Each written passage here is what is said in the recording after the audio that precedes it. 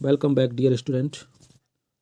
आज हम पुनः अर्धवार्षिक परीक्षा 2025-26 के राजनीति विज्ञान कक्षा 12 के प्रश्न पत्र को और विस्तृत विश्लेषण के दौरान हम इसके जो लघुत्तरीय प्रश्न हैं उन पर चर्चा करेंगे। तो हम आगे बढ़ते हैं। उसके पहले मैं अपना परिचय दूं। मैं पूर्ण प्रताप सिंह, जो कि राजनीति विज्ञान से यूजीसी नेट, सेट एवं वर्ग 1 क्वालिफाइड हूँ। अब इसके बारे में हम चर्चा करेंगे जो कि छात्रों के लिए आगामी परीक्षा के लिए लाभदायक रहेगा। तो पहला प्रश्न है कि किस घटना को इतिहास की सबसे बड़ी गैराज सेल के नाम से जाना जाता है। हम यदि याद करें तो जो हमारे राजनीति विज्ञान की पुस्तक है कक्षा 12 की अंतर्राष्ट्रीय राजनीति से संबंधित, उसके पहले अध्याय का क्वेश्चन है गैराज सेल। सेल जो हम बोलते हैं ना कि बेचने के लिए प्रयोग करते हैं, सेल का शब्द भी यहाँ पर वही अर्थ प्रदान कर रहा है। तो इसका संबंध है जब यूएसएसआर का विघटन हुआ 1991 में, तो वहाँ की पूरी जो अर्थव्यवस्था थी वह बदल गई।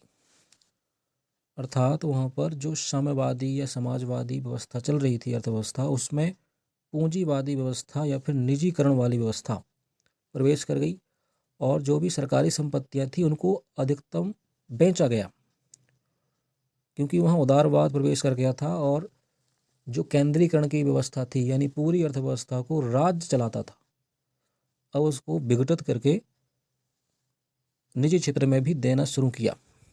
तो इस घटना को विश्व की या फिर किस इतिहास की सबसे बड़ी गैराज सेल के नाम से जाना जाता है। इसके अथवा वाले प्रश्न पर भी चर्चा करें तो सोवियत संघ के विघटन के लिए उत्तरदायी कारण, तो कौन कौन से कारण थे। तो हम समझेंगे कि जैसे मैंने अभी पिछले क्वेश्चन में अभी चर्चा की कि केंद्रीकृत राज्य द्वारा वहाँ की अर्थव्यवस्था को चलाया जाता था, लेकिन अत्यधिक केंद्रीकरण किसी भी व्यवस्था के लिए नुकसानदायक होता है। यही हुआ सोवियत संघ में। इसलिए विघटन का ये मुख्य कारण था कि केंद्रीकृत अर्थव्यवस्था। इसके अलावा जो साम्यवादी पार्टी लगभग 70 वर्षों से वहाँ शासन कर रही थी, उससे लोग त्रस्त हो चुके थे। इसके अलावा जो शीत युद्ध का दौर चल रहा था, अधिकतम अर्थव्यवस्था उनकी सैन्य खर्चे या फिर हथियारों को खरीदने में पूरी तरह से जा रही थी। इससे वहाँ की जनता त्रस्त हो चुकी थी। और फिर अंतिम में जो मिखाइल गोर्बाचेव के जो प्रयास हुए, पेरेस्ट्रोइका और ग्लासनोस्त, जिनके आपने नाम सुने होंगे, तो पुनर्संरचना और जो खुलापन लोगों को प्रदान किया उन्होंने, तो उससे लोगों ने आवाज़ उठाना शुरू किया और यह व्यवस्था विघटित हो गई। यह कारण हो सकते हैं। फिर आता है अगला क्वेश्चन, आसियान के कोई 2 देश लिखिए।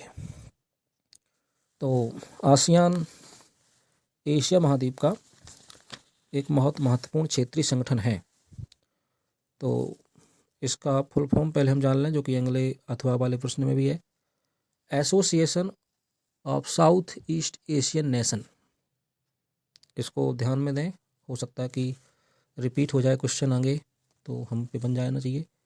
Association of south east Asian nation यानी यह संगठन है दक्षिण पूर्व के एशियाई देशों का।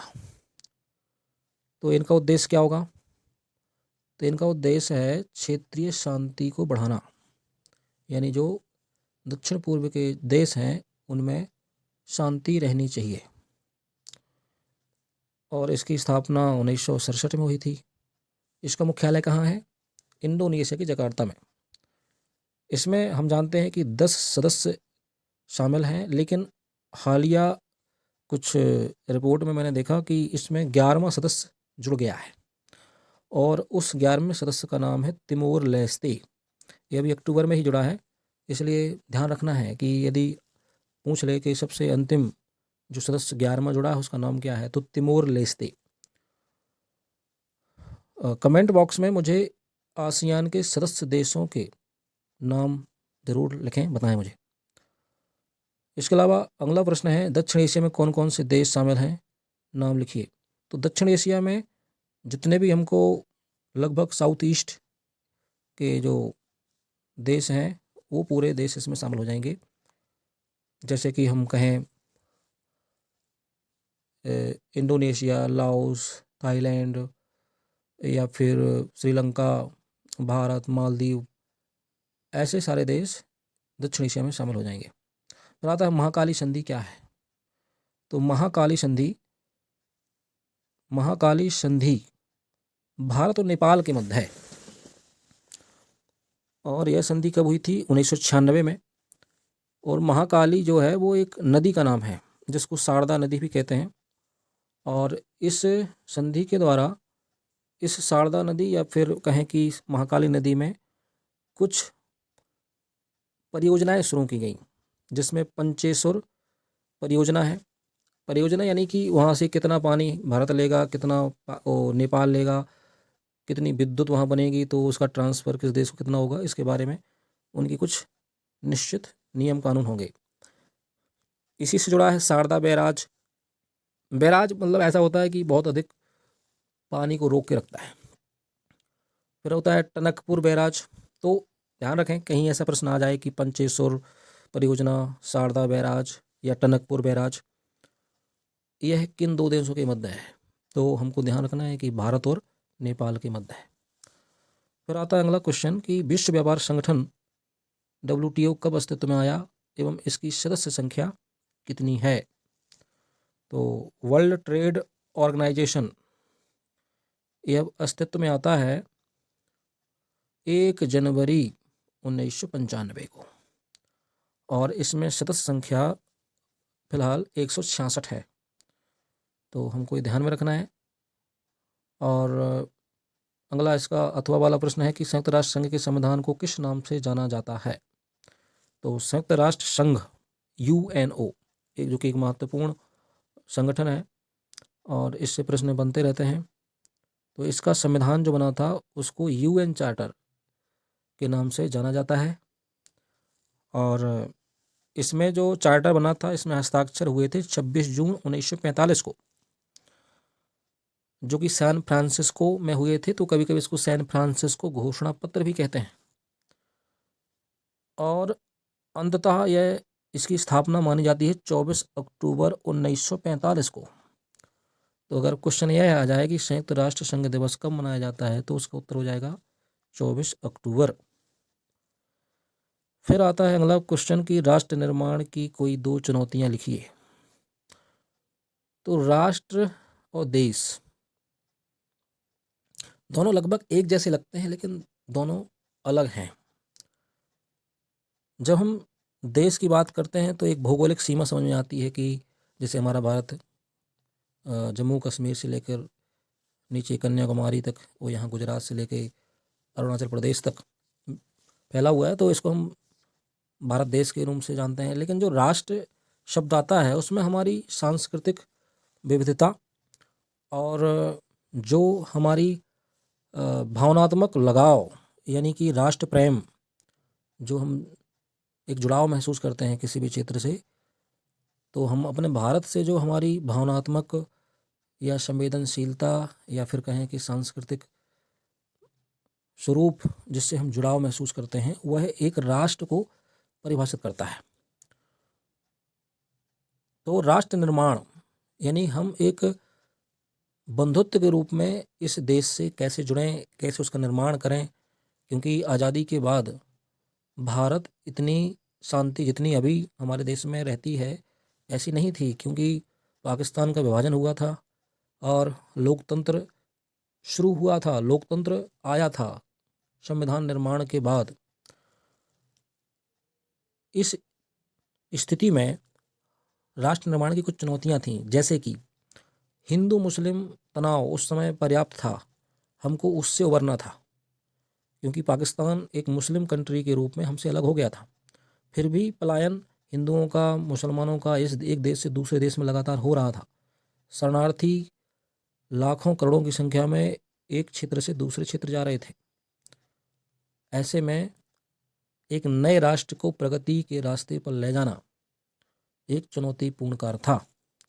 इसके अलावा हमारे देश की उस समय जो साक्षरता थी बहुत ही न्यून स्तर थी। लोगों को मूलभूत आवश्यकताएं नहीं थी, यानी कि लोगों ने जीवन जीना शुरू किया था। अब ऐसे देश में लोकतंत्र को आगे बढ़ाना एक कोई आम बात नहीं थी, और अंग्रेजों ने तो यह तक सोचा था कि भारत शायद कई टुकड़ों में बट जाएगा। लेकिन प्रारंभिक जो नेता थे, कई बार जब हम अपने प्रथम प्रधानमंत्री की आलोचना करते लोगों को सुनते हैं तो उनको इस बात का नॉलेज रखना चाहिए कि जब कोई चीज़ शुरुआत होती है तो आप एकदम सिक्सर फोर जैसे बैटिंग नहीं कर सकते हैं। आपको पहले एक शुरुआत शांति तरीके से करनी पड़ती है, तब आप लंबी पारी खेल पाएंगे। तो इसमें चुनौतियां क्या हो जाएंगी? पहले तो धार्मिक चुनौती, दंगों को रोकना था, हिंदू मुस्लिम सद्भाव को बढ़ाना या बनाए रखना। इसके अलावा लोकतंत्र को सुचारू रूप से आगे ले जाना, आर्थिक व्यवस्था जो कि आर्थिक विकास की रूपरेखा को शुरुआत करना, खाद्यान्न व्यवस्था करना, ये सब चीज़ें चुनौतियां थीं। संविधान निर्माण भी चुनौती थी, क्योंकि उस टाइम पर संविधान बना नहीं था, बनना शुरू हुआ था। हमको कैसे कैसे प्रावधान उसमें रखने हैं, संविधान सभा के चुनाव कैसे कराने हैं, उसमें सदस्य संख्या किस अनुपात में किस क्षेत्र के लोगों को, वर्ग के लोगों को, जाति के लोगों को कैसे शामिल करना है, और संघात्मक व्यवस्था अपनानी है, एकात्मक अपनानी है, अध्यक्षात्मक या संसदात्मक प्रणाली अपनानी है। ये सब समस्याएं थीं। आगे बढ़ते हैं तो सरदार वल्लभ भाई पटेल को भारत का बिस्मार्क क्यों कहा जाता है? तो मैं आपको बता दूं, जो बिस्मार्क एक व्यक्ति हैं जिन्होंने जर्मनी का एकीकरण किया था, यानी जर्मनी बिखरा हुआ था तो उसको एक किया था। जैसे भारत हमारा 562 रियासतों में बिखरा हुआ था, तो इसको भी सरदार पटेल ने एक किया, वन इंडिया या यूनाइटेड इंडिया। इसलिए बिस्मार्क के उपनाम के रूप में सरदार पटेल को भी जाना जाता है। प्रातः भारतीय निर्वाचन चुनाव आयोग की स्थापना कब हुई? 1952 के आम चुनाव में कांग्रेस ने कितनी सीटें प्राप्त की थीं? तो भारतीय निर्वाचन आयोग की स्थापना हुई थी 1950 में, जनवरी 1950 में हुई थी। और उस समय जो आम चुनाव थे उस समय 489 सीटों में से 364 सीटें कांग्रेस को प्राप्त हुई थी। तो आगे वाले पेपरों में प्रश्न बन सकता है कि प्रथम आम चुनाव कब हुए, तो उत्तर हो जाएगा 1952। कांग्रेस को कितनी सीटें प्राप्त हुई? तो 364। स्थापना कब हुई चुनाव आयोग की? तो 1950। प्रथम चुनाव आयोग कौन है या कौन थे? तो उनका उत्तर हो जाएगा सुकुमार सेन। वर्तमान चुनाव आयुक्त कौन है? ये निर्वाचन आयुक्त हैं। ये काफ़ी विवादों में रहते हैं, इन पर पार्टी पॉलिटिक्स के अंतर्गत भेदभाव करने का आरोप लगाया जा रहा है। इनका नाम है ज्ञानेश कुमार। फिर हम आगे बढ़ते हैं, राजनीतिक व्यवस्था में दल बदल को परिभाषित कीजिए। तो दल बदल राजनीतिक व्यवस्था में उसको बोलते हैं कि यदि कोई उम्मीदवार है जो चुनाव लड़ रहा है, जब वह एक पार्टी से दूसरी पार्टी में चला जाता है, तो ऐसा कब होता है कि जब मान लो कोई एक पार्टी से जीता हुआ व्यक्ति दूसरी पार्टी में चला जाए, तो उसको दल बदल के आरोप में उसकी जीत को अमान्य कर दिया जाता है। ऐसा इसलिए करते हैं कि हमको मंत्री पद मिल जाए या लाभ मिल जाए कोई और। इसमें ऐसे लोग भी आते हैं जो निर्दलीय चुनाव लड़ते हैं, फिर बाद में वह किसी पार्टी को ज्वाइन कर लेते हैं। तो ऐसी समस्या कई बार होती है। दल बदल में वह लोग भी आते हैं जिनको मान लो मनोनीत कर दिया गया है, यानी मनोनीत करके उन्हें संसद में भेज दिया गया है, और वह 6 माह के अंदर किसी दूसरी पार्टी को ज्वाइन कर लेते हैं। ऐसी समस्या काफ़ी हुई। तो 1967 में सबसे पहले दल बदल की काफ़ी होड़ हुई, और एक उस समय एक मुहावरा चला, आया राम गया राम। तो उस व्यक्ति ने एक दिन में 2-3 बार एक पार्टी से दूसरी पार्टी में, मतलब थाली का बैगन जिसको बोलते हैं ना कि यहाँ से वहाँ लुढ़कना, ऐसी स्थिति के कारण ये मुद्दा और आगे बढ़ा 1985 में। तो राजीव गांधी सरकार ने 52वां संविधान संशोधन 1985 के द्वारा दल बदल विरोधी अधिनियम लाया और 10वीं अनुसूची जोड़ी कि कोई भी व्यक्ति निश्चित शर्तों के द्वारा ही दल बदल करेगा, अन्यथा उसकी जो विजय होने की या जीते होने का जो प्रमाण पत्र है वो निरस्त कर दिया जाएगा। तब जाकर यह कुछ व्यवस्था ठीक हुई। प्रातः नीली क्रांति एवं सिल्वर क्रांति का संबंध किससे है?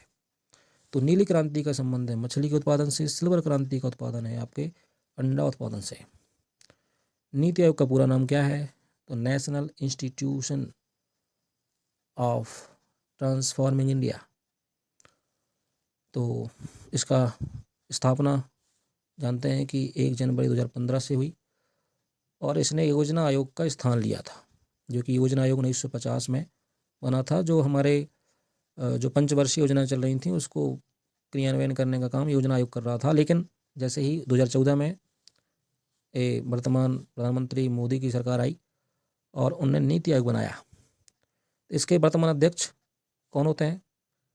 इनके वर्तमान अध्यक्ष पदेन प्रधानमंत्री होता है, यानी जो उस पद पर प्रधानमंत्री होगा वह अध्यक्ष भी होगा का नीति आयोग का।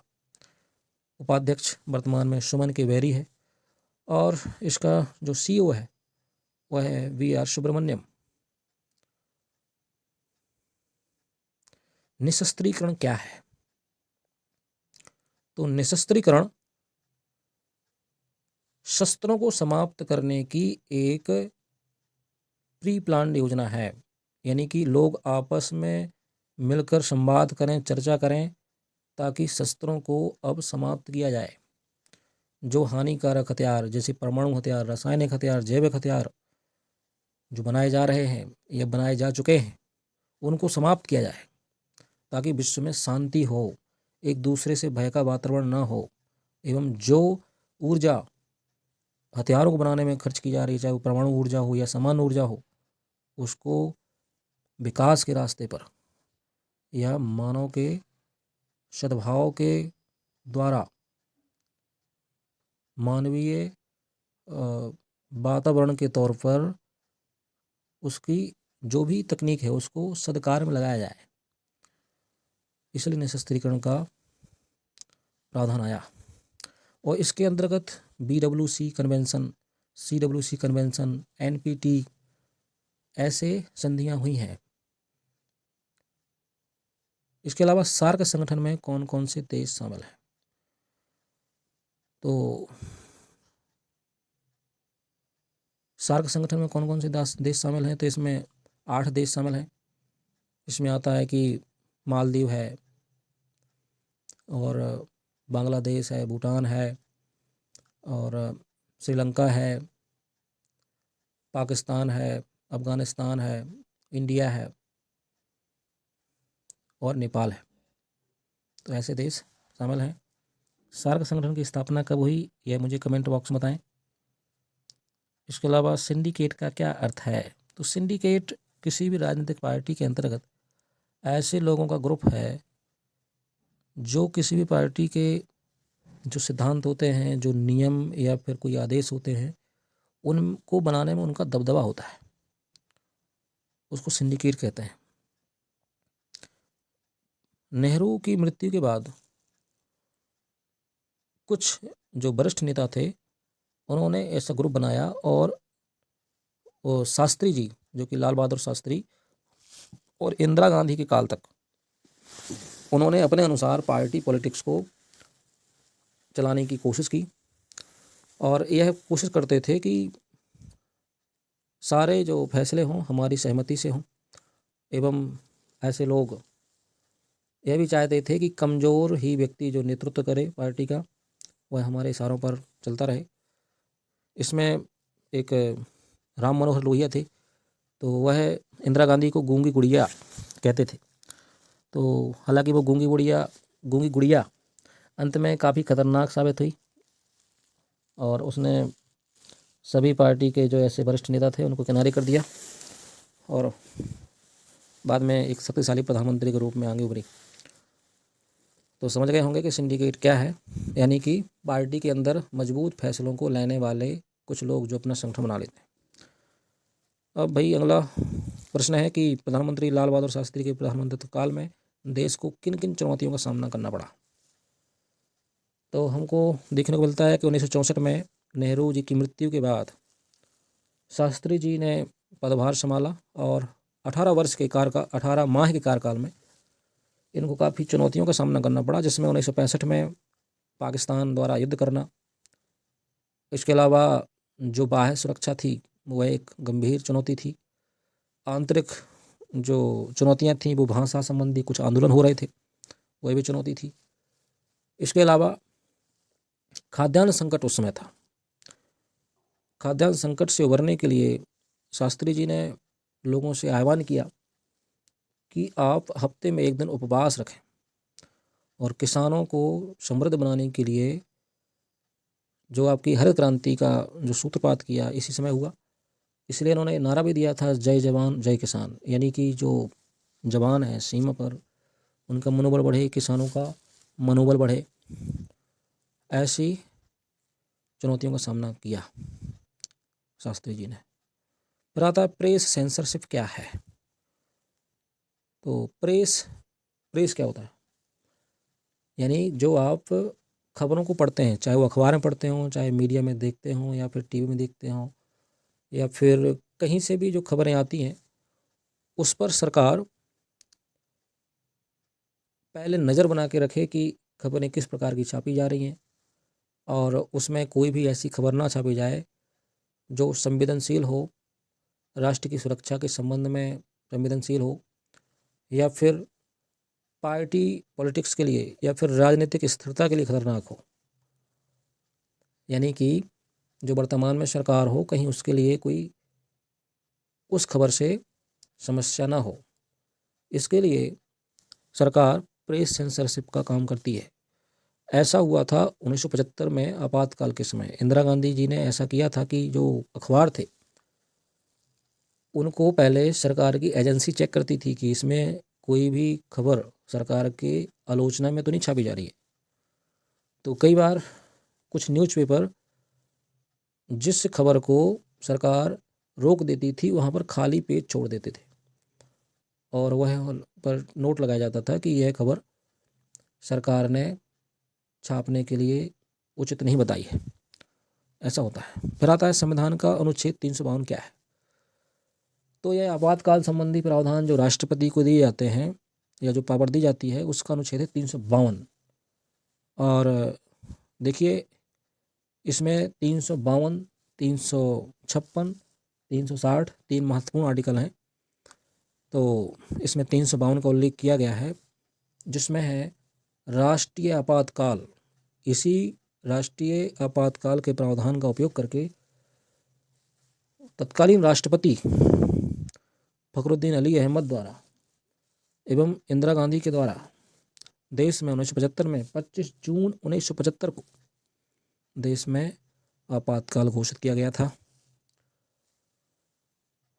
ठीक है ना। तो उम्मीद है कि आपको कुछ बेहतर समझ में आया होगा और आगे हम इसके कुछ और अन्य प्रश्नों पर चर्चा करेंगे।